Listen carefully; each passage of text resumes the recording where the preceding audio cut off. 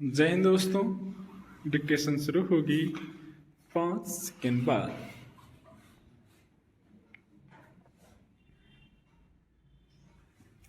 भाजपा सांसद संबित पात्रा ने लोकसभा में नेता प्रतिपक्ष राहुल गांधी पर विदेशी ताकतों के इशारे पर देश के हितों के खिलाफ काम करने का जो सनसनीखेज आरोप लगाया, उसके बाद दोनों दलों में तकरार और अधिक बढ़ना तय है। इसका असर संसद की कार्यवाही पर भी पड़ सकता है, जो पहले से ही हंगामे का शिकार है। संबित पात्रा ने इस आधार पर राहुल गांधी को कटघरे में खड़ा किया कि एक फ्रांसीसी मीडिया समूह ने यह रहस्योद्घाटन किया है कि स्वयं को संगठित अपराध और भ्रष्टाचार से लड़ने एवं स्वतंत्र बताने वाला अमेरिकी मीडिया समूह OCCRP वस्तुतः न केवल वहां की सरकार की वित्तीय सहायता से चलता है, बल्कि उसकी एजेंसियों के हिसाब से दूसरे देशों और वहां के संस्थानों को निशाना बनाता है। इतना ही नहीं, OCCRP को अमेरिकी निवेशक जॉर्ज सोरोस के ओपन सोसाइटी फाउंडेशन से भी पैसे मिलते हैं। जॉर्ज सोरोस के बारे में यह किसी से छिपा नहीं कि वह मोदी सरकार के कटु आलोचक हैं।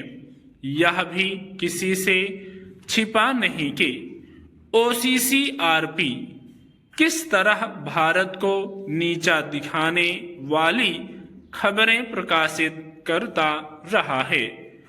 OCCRP अदानी समूह के खिलाफ भी हमलावर रहा है। वह इस समूह के खिलाफ कई खबरें प्रकाशित कर चुका है। ध्यान देने की बात यह है कि उसकी खबरों के आधार पर भारत में हंगामा होता रहा है, संसद में भी और संसद के बाहर भी। राज्यसभा में भारतीय जनता पार्टी सांसद सुधांशु त्रिवेदी ने इसी का उल्लेख किया। उल्लेखनीय केवल यह नहीं कि OCCRP की खबरों के जरिए हंगामा करने और सरकार को कटघरे में खड़ा करने में कांग्रेस आगे रही है, बल्कि यह भी है कि राहुल गांधी इस मीडिया समूह को वित्तीय मदद देने वाले जॉर्ज सोरोस के ओपन सोसाइटी फाउंडेशन के पदाधिकारियों से संपर्क संवाद करते रहे हैं।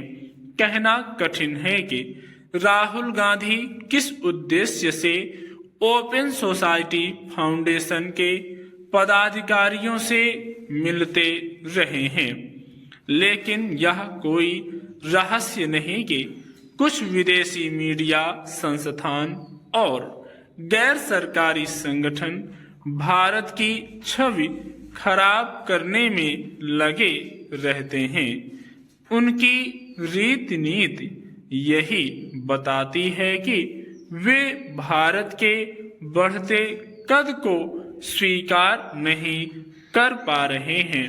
वे इस चेष्टा में भी रहते हैं कि भारत उनके हिसाब से चले।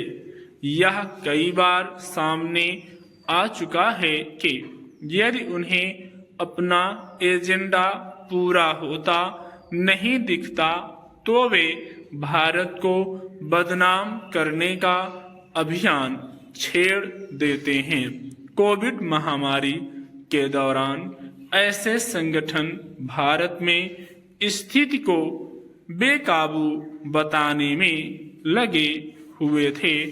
स्टॉप।